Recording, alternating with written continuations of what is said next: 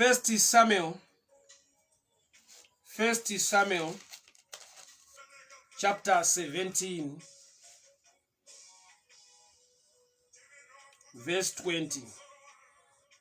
First Samuel chapter 17 from verse 20. Tafadzwa Evelyn Mupotsa, a good evening to you. May the good Lord bless you. May the favor of the Lord be upon your life in the mighty name of Jesus. Amen and amen. First Samuel chapter 17. First Samuel chapter 17 from verse 20, and I'll read. Early in the morning, David left the flock with a shepherd, loaded up and set out as Jesse directed. He reached the camp as the army was going out to its battle positions, shouting the war cry. Israel and the Philistines were drawing up their lines facing each other. David left his things with the keeper of supplies, ran to the battle lines, greeted his brothers. As he was talking to them, Goliath, the Philistine champion from Gath, stepped out of his lines, and shouted his usual defiance, and David heard it. When the Israelites saw the man, they all ran from him in great fear. So it's 1 Samuel chapter 17 verse 20 to 24. 1 Samuel chapter 17 verse 20 to 24. Father, we thank you for such a time to hear your word. Speak to us, instruct us, correct us, and empower us for the glory of your name. In Jesus' mighty name I pray. Amen and amen. My Murwira Nyamunda, good evening to you. May the good Lord bless you. A happy birthday to you, Mama. We wish you many more. May the blessing and the favor of the Lord be upon your life. God bless you. Happy birthday to you. Nyanda verenga pano ndiye mukomana unonzi David. David atumwa na baba wake Jesse aine zvekudya, and ndokubva anzi na baba wake, kana wasvika kuhondo kune vakoma vako na King Saul, toda kuti udzoke nereport undiudze kuti zvakamira sei, vari kurarama sei, zviri kufamba sei. So he was sent, atumwa na baba wake Jesse kuti agoita zvinhu zviviri: to supply food to his brothers and to check on them and to bring back a report to his father. So atumwa sa messenger uye sa deliverer auya kuzodeliver food to the brothers, also as a messenger kuti agone kuongorora zvakamira sei, adzoke nereport kuna baba vake. Zvotiratidza kuti David haana kuenda on a mission to fight against Goliath. David was sent to check on his brothers by his father Jesse. Haana kuenda to fight.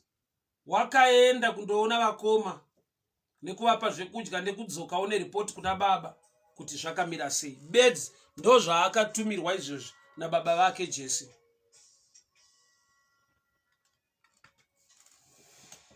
Vashoko, a good evening to you. May the good Lord bless you. I'm so happy to see you online. Mwari vakuitire nyasha, Baba Tania, Mwari vakuchengetei, Mwari vakugonesei. Sister Shamiso Jake, you are welcome. May the good Lord bless you. May the favor of the Lord be upon your life. Thank you so much for tuning in. So 1 Samuel chapter 17 from verse 20 to 24. Nyanda verenga nemukomana unonzi David atumwa na baba vake Jesse to go and check on his brothers kuti zvakamira sei kubattle kwavari uye nekunovasira zvekudya. So he was sent as a messenger and a deliverer auya kuzodeliver bread. But on this text ndopa muchaona kuti David fought against Goliath akakunda, but the mission chaangatumirwa na baba wake was to check on his brothers, which means David time yaakasvika, Bible rati akasvika hondo dza Israel dzichimhanyira pa battle line, shouting war cry, running to the battle lines to face the Philistines.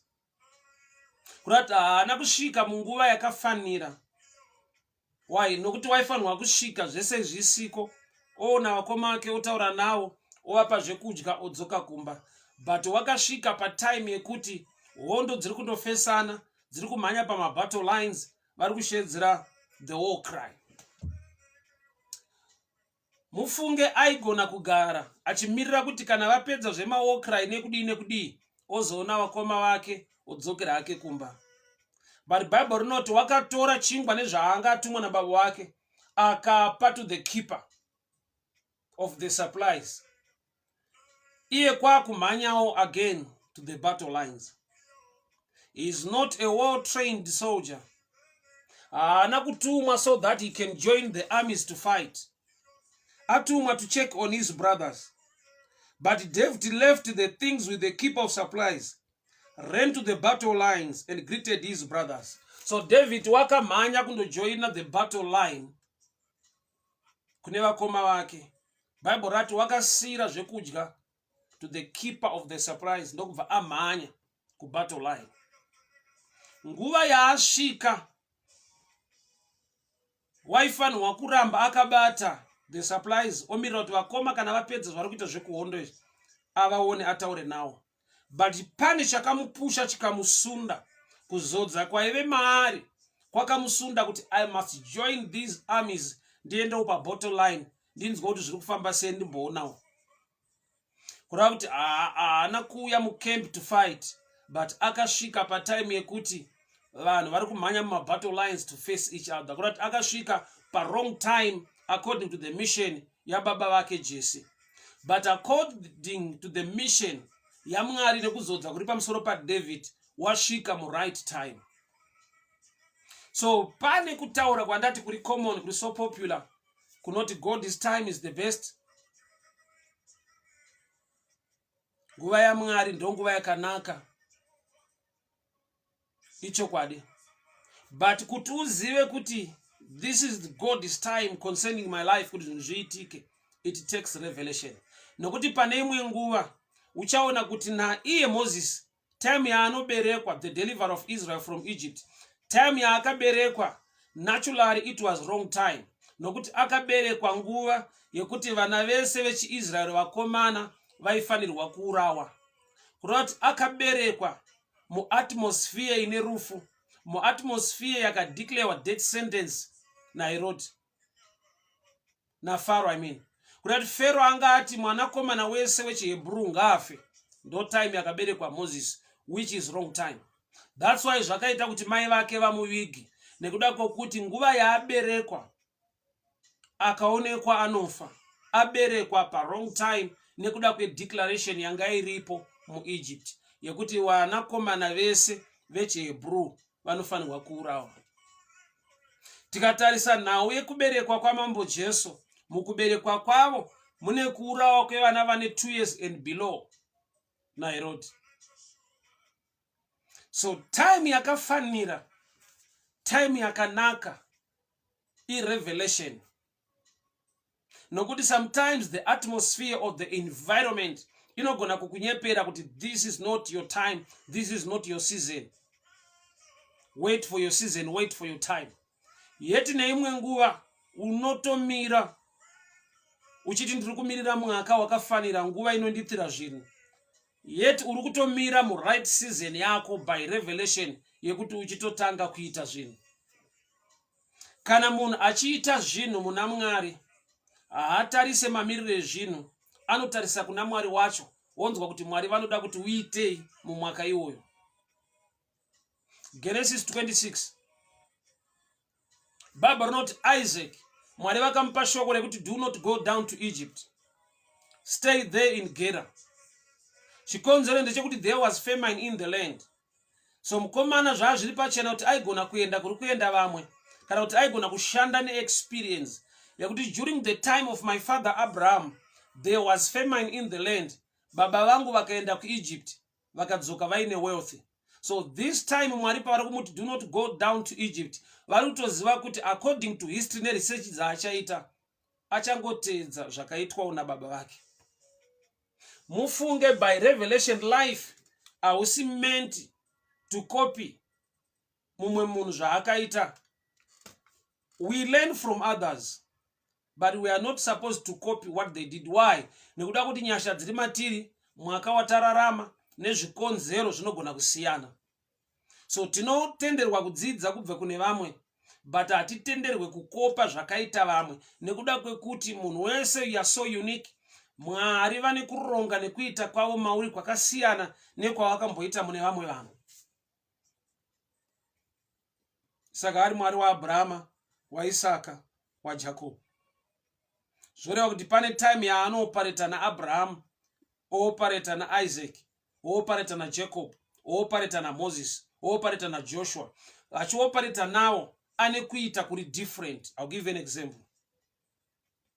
Moses paRed Sea wakatambanudza tsvimbo vanhu vakacrossa on dry ground. But under the leadership of Joshua there was another river to cross, inova Jordan River. Yet Joshua is a leader asinawo tsvimbo manje. Ende Mwari havana kumupa instruction sei yakapiwa Moses nyangwe ari kufesa a river uku vakambofesa Red Sea. It was different. Yet vese vakacrossa. Against the lions, Daniel wakawanirwa nyasha akasurvive in a lion's den kusvika abuda. But when Samson came against a lion in the fields of Timnah, God empowered him, akabvarura shumba into two. Vese vane breakthrough pashumba, but kuti uyabuda sei, Daniel haana zvaakadziita, he was saved. But kana ari Samson, he was empowered.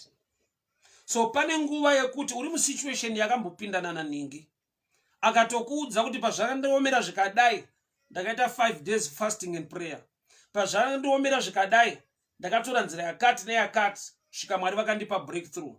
Zvakanaka kuti unzwe kuti Mwari vakamupa breakthrough, vakamupa kukunda. Asi chakanakisa kunzwa kuti Mwari vanoda kuti uitei iwe on individual capacity maringe upenyu wako nesizeni yauri uye nezvikonzero zvakaiswa naMwari ipapo. So time yasvika David is not the right time naturally. Haisi time yakafanira kuti mfana mudika akadaro atumwa kuzongosiya chingwa asvikire patime yekuti vanhu vari kumhanya kuma battle lines. It was wrong timing. Yet it was the right time. Nekuda kwokuti Mwari varoda kuunza victory kwa Israel, deliverance kwa Israel through this boy called David. He was not a well-trained soldier. Yet Mwari vakashanda naye akaunza ma results, akaunza deliverance to Israel. So ndandikutaura pamusoro penguva, pamusoro pemwaka, pamusoro peseason. Mamiriro akaita zvinhu mwaka watiri, mwaka wokuti zvinoita kuti ungogamuchira kuti aiwa zvakaoma, aiwa zvinhu hazvisi kuita. But ukada kuziva the mind of God mumwaka wakadai, you'll be surprised. Dzimwe nguva unotonzwa Mwari vachitotaura kwauri kuti this is your time, this is your year, this is your season. I'll show you something. Regai ndikuratidzei kuita kwaMwari pamusoro pemwaka kana kuti nguva. Exodus chapter 12.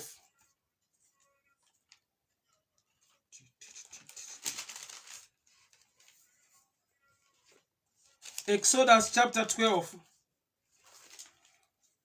verse 2. Regai nditange pa verse 1. And the Lord spoke unto Moses and Aaron in the land of Egypt, saying, This month shall be unto you the beginning of months. It shall be the first month of the year to you. Kana makambonzwa inonzi Jewish calendar, ndo pazvakatangira apa. Mwari achishanda nevana veIsraeri akavabvisa pakuoperata nekalenda nesystem yanga iripo. Mwari ndokubva vati, This shall be the month unto you. This month shall be the beginning of the months. Mwedzi uno ndokutanga kwemwedzi wenyu. It shall be the first month of the year to you. Handizive kuti madates mwedzi zvazviri papi, but nokuti Mwari vafunga kuburitsa vanhu out of bondage, Mwari vakuvasetera ecalendar, Mwari vakuvapa kumwe kunzwisisa neimwe nguva yakasiyana nenguva yevanhu vekunyika, kureva kuti munguva yatiri iyoyi yekuoma kwazvo nokunetsa kwazvo, ingangodaro iri nguva kune mumwe munhu yekuti zvinhu zvako zviite zvakanaka. Pastor Moses Ufumeli, how are you doing? Say, how are you keeping? I'm so happy to see you online Kwakadiko Island. May the good Lord bless you. So by revelation, nguva yatiri iyoyi ingangodaro iri nguva yako uri mwaka Mwari wawakatara to bless you and to change your life or to prosper you. But nekuda kwekuti unenge wadzokera kukalenda yevanhu nekumamiriro ezvinhu munatural realm, unogona kusanzwa Mwari vachitaura kwauri kuti this is the first month of the months or the first month of your year. Kureva kuti une gore rako, une mwaka wako, une mwedzi neseason yako, maringe Mwari zvavanoda kuti uite. It reminds me nyaya ya Leah. Bible rinoti Leah haasiriye anga ashandirwa naJacob. Jacob wakashanda kuti arore Rachel, but ndokubva azotanga arora Leah nekuda kwekuti baba vake Labani vakaunza Leah usiku vakamisa mumba muna Jacob.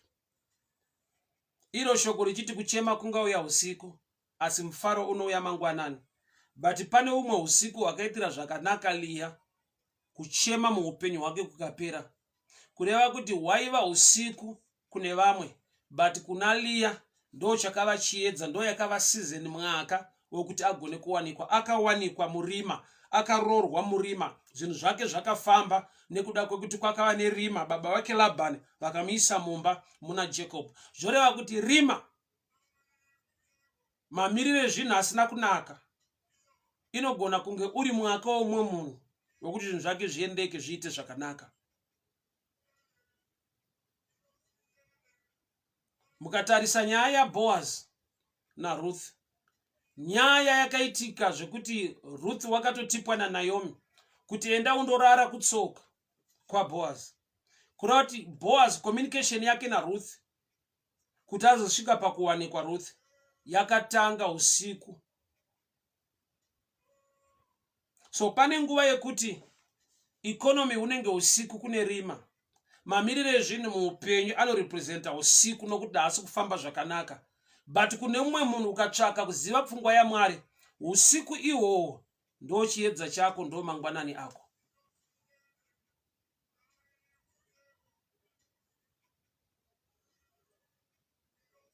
Pane usiku une chekuita nefavor muupenyu hwako. Kazhinji tinenge tichitaiwa mwaka hauna kumira zvakanaka, zvinhu hazvina kumira zvakanaka, season yatiri haisiriyo, tichambomirira kuti zvinhu zviite zvimire zvakanaka. But uchaona kuti pane vanobudirira munguva yaunofungidzira kuti hakuna chinofanirwa kusimuka, hakuna munhu anofanirwa kusimuka nekubudirira munguva yatiri, nezvikonzero zvaunenge uchiona zviri natural. But by revelation unofanirwa kuziva kuti Mwari vanogona kukonzera mwaka wako kuti ukwane, gore rako ritotanga izvezvi. Kureva kuti kana munhu achitarisa kuti aiwa muna December ndo mandinowanawo zvinondiitira zvakanaka, maybe ndo mandinowana bonus, ndo mandinozoronga zvakati nezvakati, Mwari vanogona kushifta December iyoyo youya muna January, youya muna July, youya muna August. Israel yakapiwa kalenda yayo naMwari. Israel yakapiwa kalenda naJehovha. This is the first month of your year, not of the year, of your year. Ndo mwedzi wekutanga mugore renyu. Kurati tiri pakati pemamwe makalenda atinawo, but Mwari vanogona kuti this is the first month of your year. Kureva kuti Mwari vanoshifta system yekalenda iri natural. Kana kuti mamiriro ezvinhu asina kumira zvakanaka, vouya neblessing mutime yekuti ukazvitarisa hazvibude kuti zviitike naturally. Ipapo ndo pauchaziva kuti ndo Mwari. Kuita kwaMwari kunoshamisa. Nzvimbo isina kufanira, nguva isina kufanira, ivo vakada kuti chinhu chiite, chinoita nokuti ndiMwari. So David haana kuya mukemp to fight. David wakauya mukemp atumwa nababa vake kuzopa vakoma zvekudya nekutarisa kuti zvakamira sei. Asi mwaka wekuti ave nevictory against Goliath wanga wakwana. But I want to show you something. Mwaka ukakwana, you need the revelation of the Lord. Unofanirwa kunzwa kutaura kwaMwari. Why? Nekuti ukateerera kutaura kwavanhu even mwaka wakwana, vanhu vanokuudza facts on the ground anofighta the revelation that is from above. Nekuda kwekuti vakoma vaDavid havana kupururudza, havana kuombera maoko, havana kufara kuti mukomana auya. Vakataura mashoko anotsondora. Waingei? Wasiya nani tumakwai twako tushoma? Vakoma havana kupembera, havana kufara nokuti David wauya. Nekuda kwekuti vaiti wawirei munguva yakadai uri mwana mudiki. Even King Saul vakasvika pavakaudza David kuti hazvigone kuti urwe naGoliath, nokuti Goliath is a champion. Akatanga kurwa kubva ari mudiki. Ndakati mashoko iwayo aiva mashoko ekuti David akaita mamwe manzwiro akamuencourage kuti kana Goliath ari kunzi is a champion from Gath, akatanga kurwa ari mudiki, ini ndiri kurambidzwa kurwa naye nekuti ndiri mudiki. In other words, handisi kurambidzwa kurwa naye, ndiri kutoziviswawo ipapa kuti if you want to be a champion, this is the right time to fight this man. This is the right time to get into battle. This is the right time. Nokuti chakapa Goliath kunzi anzi he was a champion from Gath, inyaya yekuti wakatanga kurwa kubva ari mudiki. So zvoreva kuti kurwa kunotodawo kuti utange uri mudiki wewo David. Saka ukanzwa King Saul mambo Saul achiti aiwa dzoka nokuti akatanga kurwa ari mudiki, vari kutotaura the opposite yekuti if you want to be the champion, this is the season and this is the time to face Goliath. Hama dzangu, inonzi God is time, mystery. Inonzi nguva yaMwari. Inotoda kuti munhu ave nerevelation, chizaruko chekuziva kuti iyo nguva yandiri yacho ine kuoma kwakadai haisiri here inogona kuva nguva yaMwari pazvinhu zvandakatarisira kuti zviitike muupenyu hwangu. God is time, mystery. Why? Nokuti dzimwe nguva the environment haikuudze kuti this is the God is time for you kuti zvinhu zviendeke. The environment ingatova so resistance against you. Amfumo wanga Blapimbas, you're welcome, God bless you. Mai Mukwena Muguti, you're welcome, God bless you. My brother Napoleon Mate, may the good Lord bless you. Thank you so much for tuning in. So you see, kuti time yacho ikakwana, hauna chinhu chaunogona kuona in the natural kuti this is my season and this is my time. In other words, ukatarisa mu natural unoona mune resistance. Mary auya aine pamiri pa Jesu auya ku Bethlehem. Although it was a prophetic place according to the book of Micah 5 verse 2. Inoti Bethlehem Juda nyangwe uri mudiki kumaridze kwa Juda, asi mauri muchaberekwa mambo. So the prophetic place yekuberekwa kwa Jesu I Bethlehem. But Mary na Joseph pavanosvika mu Bethlehem, there was resistance to an extent yekuti vakatodzwa kunzi hapana room. There is no room for you. Vakashaya room. But vari mu prophetic place, vari mu right time, mu right season, there was resistance. Havana kuwana welcome. Yekunzi aiwa mauya shuwa ndo makaprofitwa kuti muchabereka mambo, maita zvakanaka masvika. Nyika yakava resistor. Environment yakava resistor. Vakaenda outside kunze. Mumba, there was no room for them. In the inn, there was no room for them. Kusvika vaenda kumenja.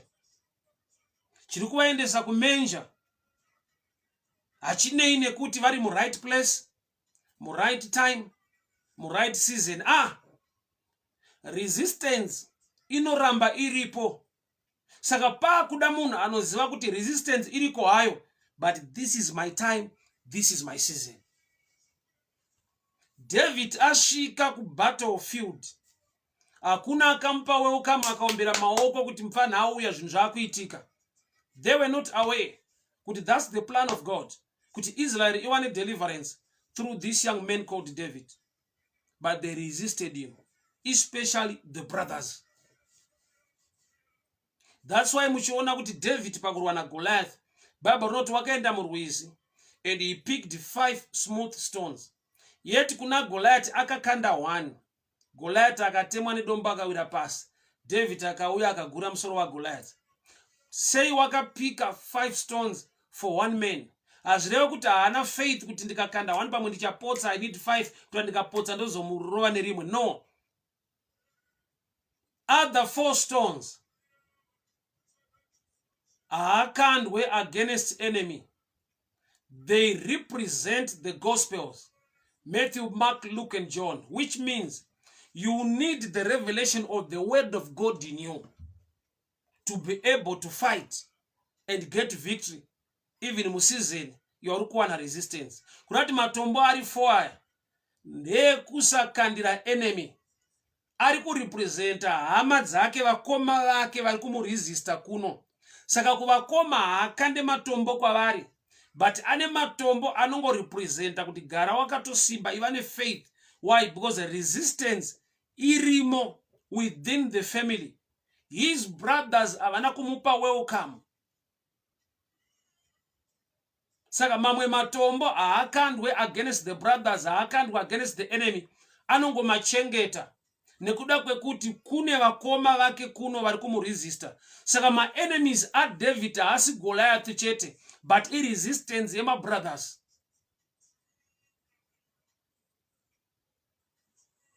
People of God, hear me very well. Inonzi God is time, nguva ya Mwari. Sekutaura kwatinoita kuti God is time is the best. Nguva ya Mwari ndo nguva chaiyo, ndo yakakunakira. Icho kwadi. But kuti uzive kuti this is the God is time, yekuti zvinhu zvangu zviendeke, ndo nguva yakatarwa naMwari, yekuti zvinhu zvangu zvibatike, zvitambanudzike, zviite. Sometimes unogona kusaiziva with a carnal mind. You need prayer, you need to get the revelation yekuziva kuti nyangwe zvinhu zvakaoma kudai, iwe Mwari vari kuti kudii. Nokuti nguva yeExodus payakakwana, Exodus zvinongoreva kuti kubuda, but nguva yekubuda payakakwana, there was resistance in Egypt. Pharaoh haana kuti aiwa muri patime yeExodus endai. Mu Exodus mune zvakatoitwa kuti Pharaoh asvike pakuti ndasarenda budai. There was a battle against Pharaoh. Mwari vakaita miracles. Kune zvizhinji zvakaitwa kusvika mutumwa akauya akauraya firstborn matango ese mu Egypt. Pharaoh ndo paanobva ati vana vanga vachibuda. Kurati even mumwaka mutime yako ikakwana, mune kurwa kurimo. So kana Pauro achiti atirwe nenyama neropa, zvinoreva kuti tinorwa, asi chekurwa nacho ndochataa kunzi tigare taziva. We don't wrestle or we don't fight against flesh and blood, but against principalities and powers. Kurauti, as a believer, you are supposed to engage into fighting. Iyo faith yacho ifight. Chokorino to fight a good fight of faith. Kutenda kurwa. Kutenda kuva mhare inogona kurwa. But pane secret kuziva chekurwa nacho. So David wakashika mukemp. Haana welcome yaakapiwa. Although iri season yake yekugura musoro wa Goliath, iri season yake yekuva ne victory, hakuna vakaombera vakadzi vakatozoimba leta, vanhu vakatozopembera leta, Goliath agurwa musoro. Otherwise pasati paitika anything, the brothers were against David in his season, in his time. So nguva kana mwaka wako ukakwana, Don't expect people to clap hands for you, people to cheer you up, or people to welcome you. Resistance iriko, even uri mu right place, even uri pa right time.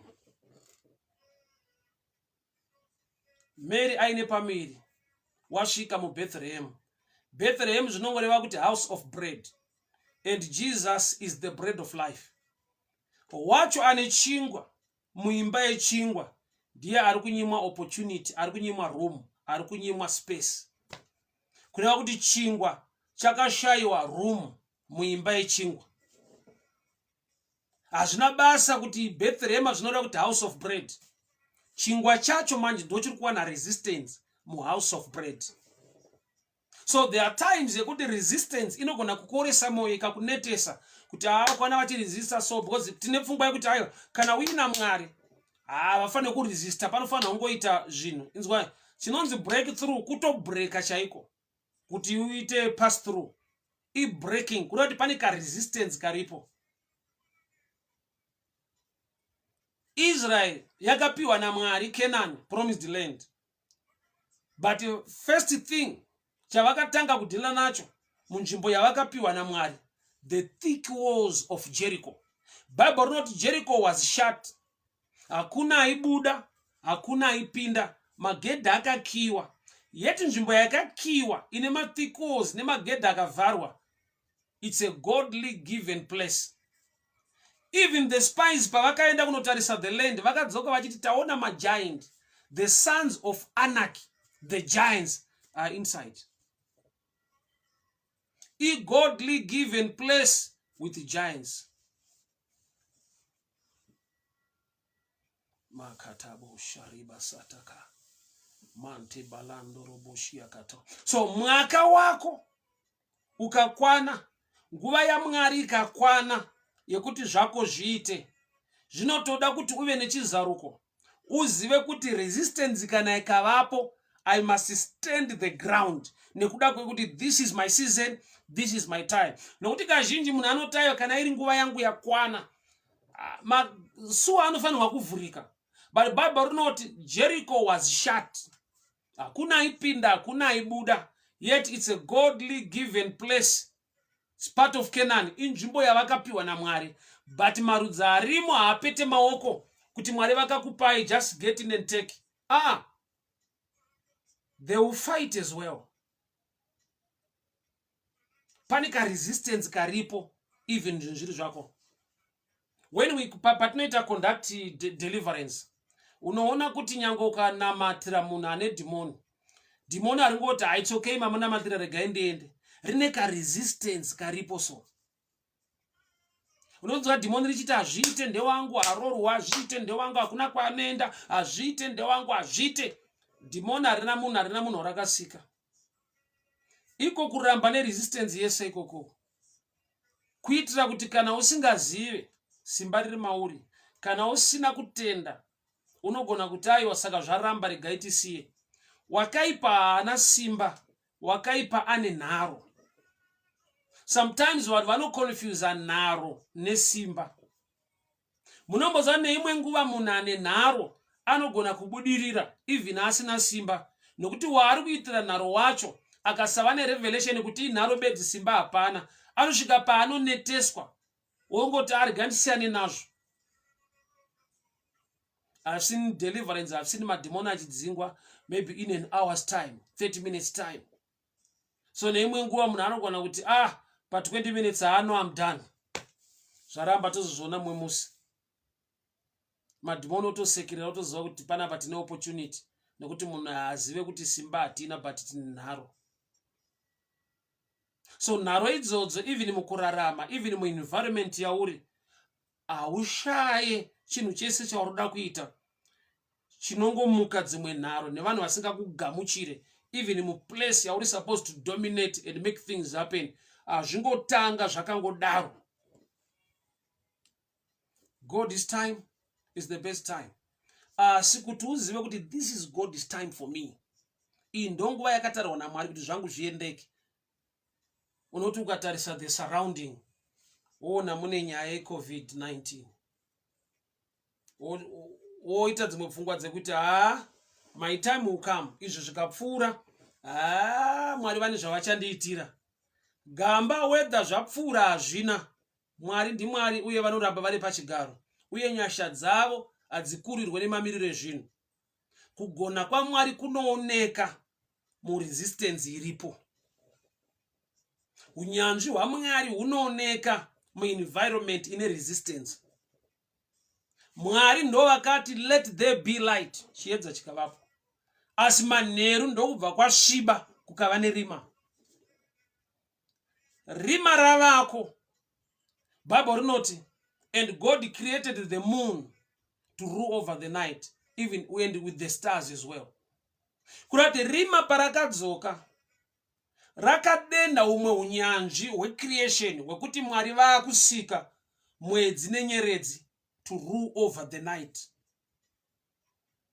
which shows kuti pese pane resistance pari kudena imwe ability yaMwari to show up or to manifest.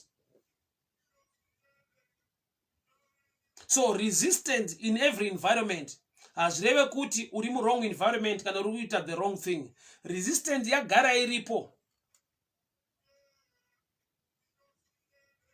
Pakudiwa munhu unoziva the mind of God in that time and in that season. Genesis 26, maybe I need to read. Genesis 26. It was not the right time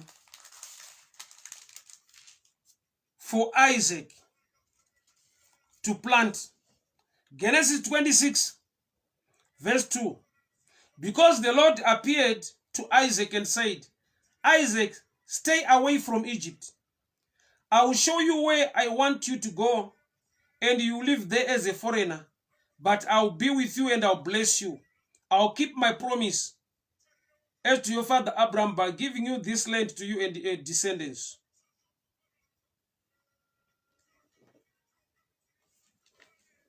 People were going down to Egypt to look for green pastures. I remember saying this statement. Kuti vanhu vari kunyika kana kuti by common sense, when things are hard, wanzwa kuti kwakati ndokune zviri nani, truly you move to a green pasture. But us now as believers, Psalms 23, the Lord is my shepherd, I shall not want. He leads me. He leads me. Kureva kuti we don't look for pastures. Why? Because we are sheep. There is a shepherd unoziva where to take you to. Jehovah ndiye mfudzi akanaka. Ndiye anogona kutungamirira munhu. Munhu haasi designed kutsvaga mafuro. Munhu ari designed kutevera mufudzi anoziva kune mafuro. We trust on the knowledge and the wisdom of God. Why? Nekuti pandiri kuona nhasi kuti panenge pari green, you never know tomorrow kuti panenge pachiri green here. It reminds me kuna Genesis 13. Lot unoseparata kubva kuna Abraham. Lot unopiwa opportunity yekusarudza kwekuenda. Bible rinoti wakaona kwakasvibira like the garden of God towards Sodom. It was so green. Ndokubva aenda ikoko. But at the end of the story, he came out of Sodom and Gomorrah without anything. Akabuda ari bachura asisina chinhu. But chakamudrive that direction, it was so green. Kwakakasvibira kwakakanaka. Kurati akatevera mafuro. But look at Abraham. Abraham chaakaita kuti agone kuredesa Lot kuti sarudza kwekuenda. Abraham haana kusarudza kwekuenda. Abraham Lot abva Mwari vakataura naye urati Mwari vakamuudza kwekuenda. Mwari vakamuudza zvekuita. Kurati the best environment yaungaende is where God wants you to be. Nzvimbo yakakunakira kuva ndo nzvimbo Mwari yavanoda kuti uve.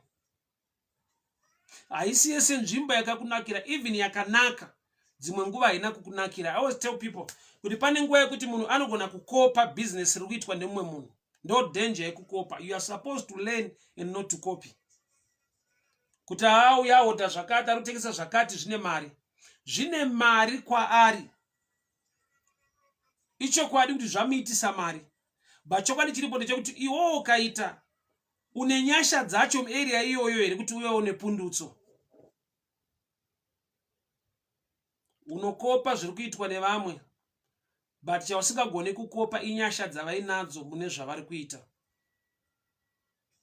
Skill is not enough without grace in such an environment. Intelligence is not enough without grace in that field. Success ya Noah pa aki yake haisi pa architect pa kugona kuvaka. Success yake inotangira pakuti Bible rinoti, and Noah found favor before the eyes of the Lord. Kureva kuti the platform yaanga akatsika haisi kugona kuconstructa the ark. He was favored by the Lord to do so. Munhu ane favor mu area, even akaita error, even akasaita zvakanaka, favor inopusha kuti awane mari dzawo dzakanaka. Ndakazviona kumutambo webhora, unoona kuti neimwe nguva kune munhu anonyatsogona kutamba but haagone kuenda kumatimu mahomba nemukurumbira kana kuita kusaina mari dzakawanda. Then somebody haanyatsogona semunhu iyeyo but anosvika pakusaina mari dzakakura otambira matimu anoshamisa kwazvo. Zvoti munosara munomubvunzo kuti but this one ndiye aifanira kusvika kumberi uku. Why anogona, anoita zvakati mufield umu is so excellent, but inyaya yekuti uri mufield sevamwe but nyasha dzenyu mufield imomo dzinosiyana. Bezalel naOholiba vanga vaine grace dzeart, Mwari akavazodza ndo vakagadzira the ark, the box of the covenant, the ark. Ivo havatakure areka, havasi mapriest, but they were anointed with the skill paart yekuti vagadzire the ark of the covenant. Saka uri kuona kuti kugadzira, kuva nenyasha dzekugadzira the ark of the covenant hakukuite mupriest, hakukupe ability, hakukupe nyasha dzekutakura the ark. Ark yaitakurwa nemapriestita, they are anointed to do so. Neimwe nguva pane murume anonzi Uza, areka yaakudonha, akaisa ruoko and he died there. Why? Haasi mupriest, haana nyasha dzacho dzekuti atakure areka. So Bezalel naOholiba, they were anointed with the skill paart, but they were not priests. They were not anointed to carry the ark. Kudati vachitopedza kuigadzira neskill yavapiwa naMwari, vakadzoka vachida kuitakura, they will die there and there. Why? They are not priests. So kukopa dzimwe nguva kunosiya munhu apa kuchema, kana kuti apedzera akufungidzira kuti ndofunga kana vachizviita vane zvimwe zvavanozoita zvavasiri kutaura, kuti vanoti vanzira zvinhu zvakati zvazviitise mari yese yavaitai, vane zvimwe zvavari kuvanza, maybe they are selling drugs or something else, because kutengesa zvinhu zvakadai zvidovi chete, munosvika pakuvaka stand wototenga nemotikari, riri dovi regaiwa, pane chimwe chakavanzika ipapo. Pane zvaunogona kutadza kunzwisisa uchishaya kuti vanhu vari kusumuka nei pachinhu chauri kuita. Grace makes the difference. Kune nyasha dzinokonzera mutsauko pazvinhu zvinoitwa nevanhu, but hasipo pane nyaya. Let's go back to David. So David wakasvika mukembi, vanhu vachitomhanya kubattle line. Ari mumwe aigona kudzoka kumashure kana kungosiya chingwa zvauya kuzosupply udzoka kuna baba vake.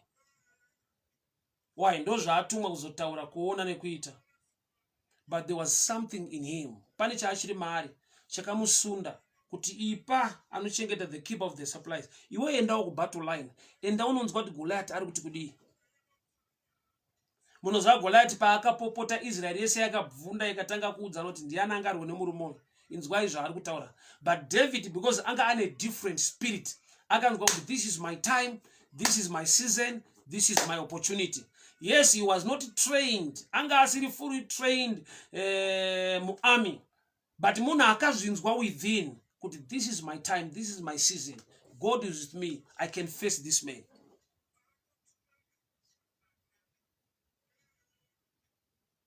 Your season and your time. Dzimwe nguva inouya yakatakura resistance. So kuti at the end unowirirana neenvironment nemamirire zvinhu kuti nguva yedu ichakwana. Wotoshedzerawo futi kuti God's time is the best. Haichakwana nguva yaMwari. Mwari vachazvitendera kuti zviendeke zviite. Pane zvekuti nguva yaMwari yakwana yekuti zvinhu zvako zviitike. Mwari vari kuda kuona ushingi nekumira kwako. Mwari vanotaura naJoshua, be strong and courageous. Mwari havana kumuti aiwa nokuti uneni chero zvawaita tinongokupa mari. Mwari vari kutomuencourage, vari kutomusimbisa. Be strong and be courageous. Vari kumumotivata, vari kumupa shungu nekumushingisa kuti ndinewe, but I want you to be strong. Why? Nokuti pane pamwe panonida kuti uve strong. Although uri anointed, but pane panonida kuti uve strong.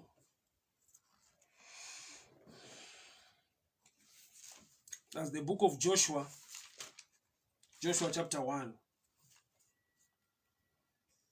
Mwari vari kuvimbisa Joshua, ndinewe yes, but I want you to be strong and be courageous. Joshua chapter 1 verse 9. Let me read from the book of King James. Joshua chapter 1 from verse 9. I need the King James version. Joshua chapter 1 from verse 9.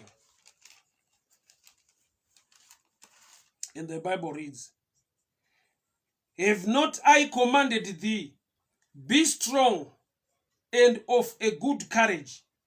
Be not afraid, neither be thou dismayed. For the Lord thy God is with thee wheresoever thou goest. Mwari vari kuencourage munhu wavainaye. Kundodawo munhu ane ushingi. Ndinewe, nyasha dzangu dziri pauri, but be strong and courageous. This is your season, Joshua, to take over. God has appointed you, he has anointed you, but he also wants you to be strong and be courageous. Kuti mwaka wako ukakwana, panotoda kutarisirwa kunzi uye munhu akashinga. Anoziva kuti pano ndinofanirwa kumira svika zvinhu zvaita zvakanaka. Mweya wechiramwa uye mweya wokuzvinyepera kuti kana zviri zvaMwari iri nguva yangu chaiyo zvinongoendeka. That statement is dangerous. Yakonzera vanhu kupotsa season nemwaka wavo. Nekuda kwekuti anenge ane statement yekuti kana iri nguva yangu, Mwari varipo vaneni, zvinoendeka. Hakuna anondiresista, hakuna anoramba. Apa Mwari vari kuna Joshua, be strong and be courageous. David akava neushingi akamhanya pabattle line. Kusvika paanonotora matombo kurwizi wozokanda dombo oroya Goliath. Chirimo mari, ushingi uri mari. Zvinotora kushinga kuenda kurwizi, wotora dombo, wonofesa munhu ane pfumo, wonofesa munhu ari kunzi is a champion. Zvinotora ushingi mauri. Besides kuti ane nyasha dzinomanifesta paanokanda dombo otema Goliath owira pasi. But kumwe kwese pane strength, ushingi. He's so courageous. He's very strong. Vakoma vachimuresista, vanhu vachitaura zviri negative, mari mune ushingi. Hama dzangu, when your season is up, kana nguva yakatarwa naMwari kuti zvako zviite yakwana, usatarisire kuti the environment will be conducive. The environment kuti inenge iri right, or people will encourage you, kana kuti people will clap hands for you, or people will cheer you up, or people will make way for you. Even nguva yako ikakwana, there can be a blockage. Mark chapter 2. Musi wakanzi murume uyu naJesu, simuka carry your mate. Ndo day rakatanga nekunzi there was no way pado yekuti apinde. Musi wakanzi blind Bartimaeus receive your sight. Ndo musi wakanzi nevanhu nyarara. Resistance haishaike even riri day rako rekushinura. Kune vanhu vanoona vanotorwadziwa newe uri bofu. Just imagine kuti vanhu vanoona bofu riri kushedzera, but they are jealous to the blind man to an extent yekuti vanoda kutomunyararidza. Resistance. But that very day, blind Bartimaeus received his sight. But kutanga kwenyaya kune vaimuti nyarara. Season yako ikakwana, ramba kunyararidzwa. A closed mouth is a closed destiny. Vanhu vanonyararidza vanhu kana mwaka wakwana havashaike. Vanhu vasinga make a way kana zuva rako rakwana rekuti zvifambe havashaike. Mark chapter 2, murume uyu vakashaiwa pekupinda napo, vakasvika pavakabreka roof. Nokuti kana mwaka wako wakwana pakutoda kuti uve nefaith inobreka maroof. Your season and your time can be today or now, but the environment is resisting you and people are not making way for you. What are you supposed to do? Be strong and courageous. Sata aiwa kana iri nguva yangu vanhu vanongosuduruka. Vanogona kukuresista, vanogona kusakugamuchira, vanogona kusakufarira. Be strong and be courageous. So Moses wakaberekwa time iri kuraiwa vakomana vese. Jesu akaberekwa nguva yakauraiwa vana vane 2 years and below. David wakauya kuzofesa Goliath, but akasvika Goliath achipopota ari pabattle line. Achingosvika mukembi akasvika vanhu vachienda kurati pane nguva yekuti mumwe anogona kuti ndofunga nguva yandakaberekwa Israel. Inda takaberekwa munyika yakadai, mune mapolicies akadai anotatisa vanhu kusimuka nekubudirira. Ukaziva chakaiswa naMwari mauri. Nekuti Mwari pese pavanokuisa paenvironment, nyangwe environment ichikuresista, you carry something chiri mauri. Pane chiri mauri, Mwari chavakaona chakafanira kuti uberekwe munguva yakadai, munyika yakadai, muma situations akadai.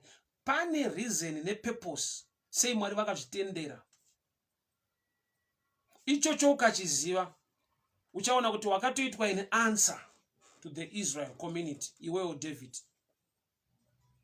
Chamboita kuti usvike time yawatumwa nechingwa usvikire Goliath achipopota, zvaitirwa kuti unzwe matauriro ake. Nokuti David akapika fight pamatauriro ya Goliath. Nokuti Goliath aitaura achiti varanda vaSauro, choose a man who can fight me. David ane revelation yaaiziva kuti hatisi varanda vaSauro. We are the servants of the Most High God. Matauriro a Goliath aka encourage David kuti I can fight this man. Why? Because number one, I have a wrong identity. We are not servants of Saul.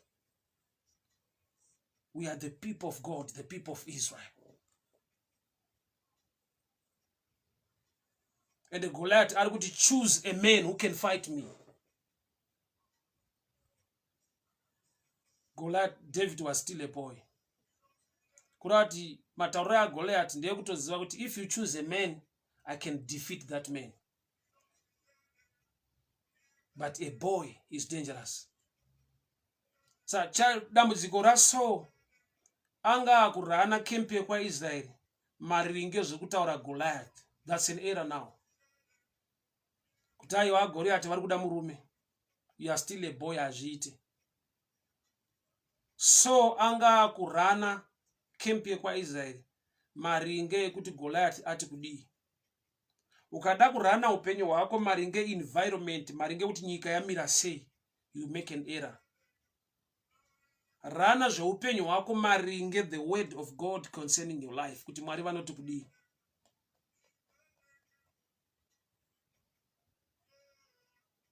Testimony, kutaura kunaka kwaMwari kunodarika resistance iri kunyika.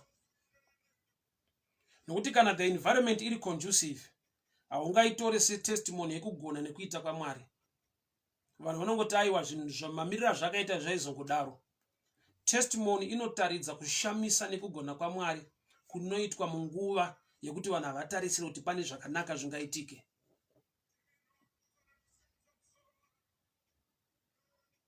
Tiri mumazuva nemwaka wokurema kweupenyu. But who knows? Kuti munguva yauri kuresistwa iyoyi, pari kunzi vanakomana vese vaberekwa vechiHebrew ngavafe, ndo paunofanirwa kuberekwa. And the purpose and reason is for you to take people out of Egypt. Moses akaberekwa nevabereki vanga vari into slavery, but aine a mission to take people out of slavery. So unogona kutonga wakaberekerwa munhamo, purpose yaMwari iri yekuti uburitse vanhu munhamo. Hauberekwe zvakanaka kuti zvifambe zvakanaka. Unoberekwa mune zvakaipa kuti kugona kwaMwari kuratidzwe ende uburitse vanhu mukuipa kwazvo. Moses was born muslavery.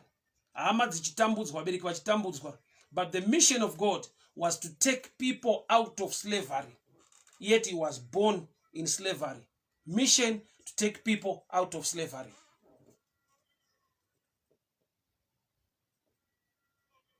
So ndinofara kuti nyangwe kwaiva nedeath sentence kuti vanakomana ngavaurawe, Moses wakaberekwa zvo. Kureva kuti pane pfungwa yaunofanirwa kubereka iri anti matauriro ekunyika, iri against environment. Pfungwa iyoyo Mwari vanoiprotecta.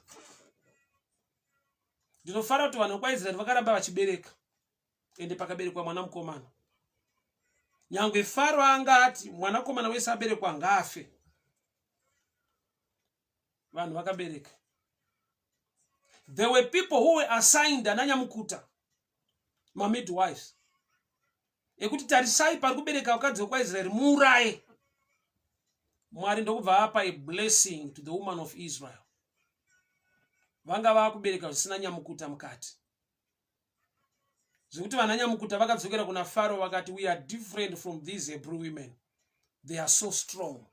They can even give birth before we arrive. Blessing ndopa yakatangire papa. Kuti chatuma kunzi chikuurayire dream yako, vision yako, ndo chichatanga kupa testimony yekuti munhu akasimba, ana Mwari wake, ane nyasha dziri pari. Pese patiri kunzi tutumwe tinokanganisa zvinhu zvake, tinosvika zvinhu zvaendeka kudhara. Why? Nokuti mwaka kana wakwana, ananyamukuta vakatumwa naFaro vanokundikana. Ndinonamata manera nhasi, nyangwe environment ichiresista, vanhu vachikuresista, asi kana uri mwaka wako nenguva yako yakatarwa naMwari kuti zviendeke, gamuchira blessing nefavor.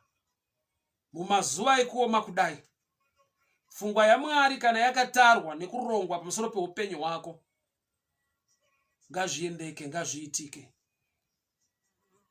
Iva neseason nekalenda yaMwari iri maringe upenyu hwako.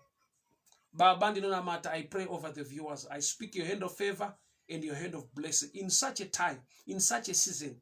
Kunze kune resistance, kuchiplotwa downfall. Sameri une pamiri pa Jesu uri kuresistwa. Akatakura chingwa ari muBethlehem, the house of bread, there was no room. Asi Jesu wakaberekwa zvakadaro, room pasina. Mwari kana vanhu vakasavhura opportunities, zvevana venyu ngazviitike. Jesu wakaberekwa munzvimbo yaari kuresistwa, ya mai vake yavari kushayiwa room. Baba, vanhu kana vakaresista kuda kwenyu pamusoro pevana venyu, ngazviitike nokuti muri Mwari. Father, we thank you. We give you glory. We give you praise. We give you honor. In the mighty name of Jesus, I pray. Amen and amen. Thank you so much. Thank you so much. Thank you so much for tuning in. Mwari werugare vakuchengetei, Mwari wenyasha vakugonesei. The environment sometimes inenge iri resistance, but the grace upon your life will make things work. Nyasha dzinongoita kuti zviendeke. Nyika isiri kukugamuchira, vachironga zvavanoronga against your life. There is God in heaven who will make things happen despite kuti nyika iri resistance. Nguva yatiri inguva inorema, tikangazvitarisa in the natural realm. But ngatitarisei through the word of God.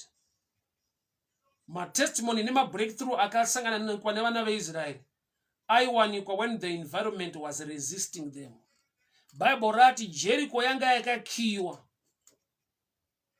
asi vakawana breakthrough pakakiwa ipapo nekuti vakarumbidza Mwari. Ngative nemoyo wokurumbidza nekuonga Mwari muenvironment yekuti kurumbidza kuri kurema nemachallenges atiri kusangana nawo, but Mwari vanoramba vari Mwari. Purpose nechinangwa pamusoro peupenyu hwako chinongozadzikiswa bedzi. Be strong and be courageous. May the good Lord bless you.